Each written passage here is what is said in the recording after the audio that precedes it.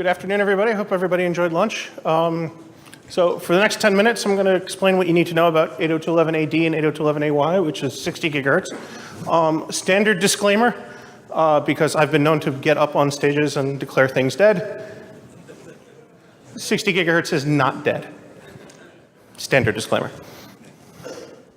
So I want to take the next few minutes and talk to you about how the standard works for 802.11ad and then explain what's going to be changing in 802.11ay. There isn't a lot of AD product out on the market. I know a couple of vendors in the room have AD. I know people are working on AY.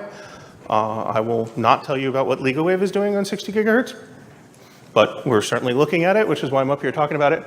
The key thing that I want you to remember, though, about 60 gigahertz is that it's directional.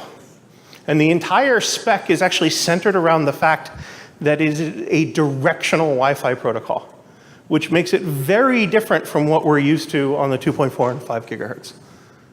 Why? There are kind of two main use cases, point-to-point or point-to-multipoint, as well as room-level Wi-Fi. So at 60 gigahertz, I can't actually pass through walls like I can with 2.4 and 5 gigahertz. So any of you who want to do 1 AP per classroom, 60 gigahertz is a good idea for 1 AP per classroom because it ain't getting into the next classroom. For point-to-point and point-to-multipoint, it also means that I could put neighboring base stations really close together to each other and they're not going to interfere with each other, which is actually a really nice thing when you're doing point-to-point and point-to-multipoint. Key thing is the fact that it's directional. In fact, the PHY is actually called DMG, directional multi-gigabit. Data rates are promised up to 8 gigabits per second. This is achieved basically because I'm using nice big fat 2 gigahertz channels, really big channels. That's how I get the speeds. The PHY type itself is actually very simple. It's actually much simpler than what we're used to working with.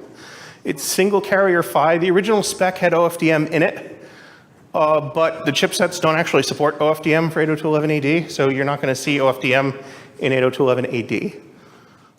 They use a phased antenna array for real-time beamforming. And it's single stream. It's not MIMO. It's not multi-user MIMO. It's single stream. I mean, this is, we're going back to 802.11, BG kind of days with this kind of stuff. And the chipsets currently are generally limited for like 1 AP and like up to 8 client devices, which doesn't make it terribly useful for Wi-Fi. It does make it really useful though for point-to-point and point-to-multipoint applications.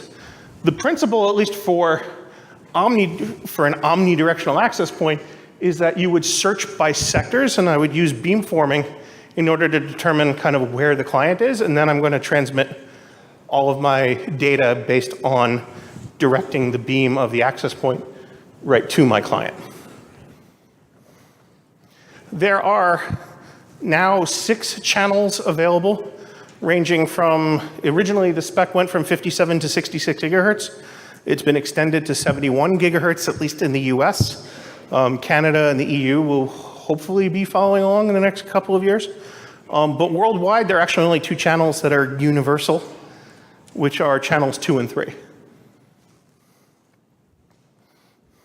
Now, why are we talking about 60, why haven't people used 60 gigahertz before? It's because it's a pain in the butt to actually work with. For those of you who haven't seen this type of curve before, the blue line is water absorption, the purple line is oxygen absorption. And you'll notice the fact that the peak of the oxygen absorption curve, if you look at it very carefully, it may be hard to see in the back, but it really falls out in that kind of 57 to 66 gigahertz range is that peak, which means that you actually are losing signal just by going through the air, and that the oxygen in the air is actually absorbing the signal, which really limits its range. Now, as you get beyond like 65, 66 gigahertz, it actually dips back down again, which is why those high channels, in the upper range of the 65 to 70 gigahertz are actually really interesting, because I won't have as much of the oxygen absorption kind of issue there. Again, this is something that we're not used to dealing with as Wi-Fi engineers on the 2.4 and 5 gigahertz band.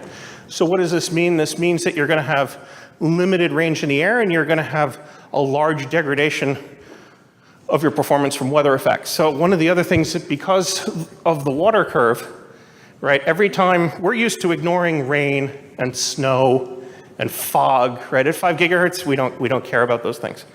At above about 20 gigahertz, you start caring, and 60 gigahertz, you actually really care, which means that the performance of your link is not constant.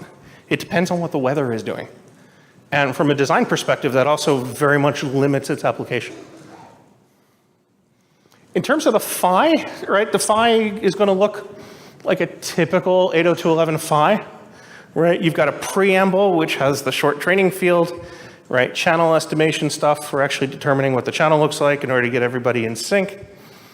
I've got the header, which is going to tell me, okay, what MCS scheme am I using, right? I've got my actual data. And then at the end, you've got something a little bit different. You have what's called a beamforming training field. Remember I told you everything was directional? And 60 gigahertz utilizes beamforming something fierce in order to keep it directional. So that beamforming training field, for those of you who are familiar with multi-user MIMO, right, and trying to figure out where the clients are with respect to the AP, this is heavily embedded within the 60 gigahertz profile because you need to actually send out those training fields to get the responses of going, where is the client with respect to me, the access point, so that I know what direction I should focus my antenna arrays. In terms of MCS rates, we're only going BPSK, QPSK, and 16 QAM. The coding is also relatively unaggressive. The control PHY is going to be, very, very basic. That's kind of your beacon rate PHY, and also for your beam training forming. So this is basically, okay, I'm sending out data at the slowest data rates in order to figure out where everything is.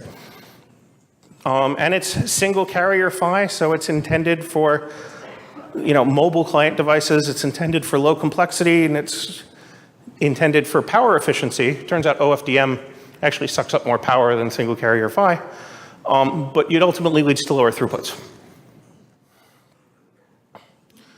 Interesting thing about 802.11ad is that beacons work a little bit different because I no longer have a single beacon frame. I essentially have what's called a beacon transmission interval, where I'm transmitting a series of beacon frames across all of the directions that I'm trying to reach in order to try to reach all the clients, right? Because everything has to be done directionally, that means I actually have to transmit beacons in multiple directions. You then have your beamforming training. So, and that'll be for individual stations. So you have 8 slots. That's your 8 client limit. I have 8 slots for beamforming training in 802.11ad. That gets expanded up to 40 in 802.11ay. And then I have my announcement transmission interval, which is that the frame exchanges between the APs and my beam train stations. Then that's when I get into data transmission. So what's coming in 802.11ay? 802.11ay, you're probably going to see chipsets late this year, early next year in 802.11ay. This is promising much faster data rates. It was originally pitched as 100 gigabit per second wireless. It's probably going to be 20 to 40 gigabit per second wireless. You can do all of the things that we're kind of used to doing in like 802.11n and 802.11ac, like channel bonding and channel aggregation. Right, bonded channels are neighboring channels, aggregated channels are non-neighboring channels. It'll support MIMO and multi-user MIMO.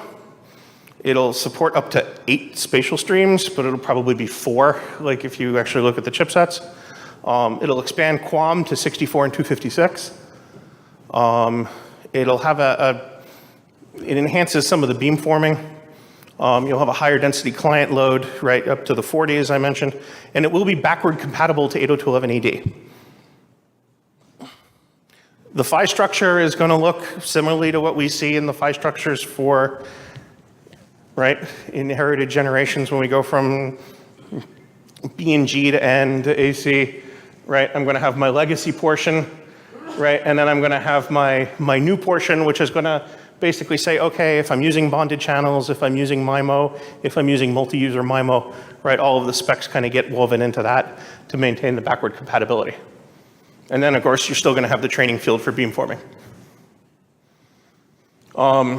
Modulation types, right? Again, 64 QAM, 256 QAM.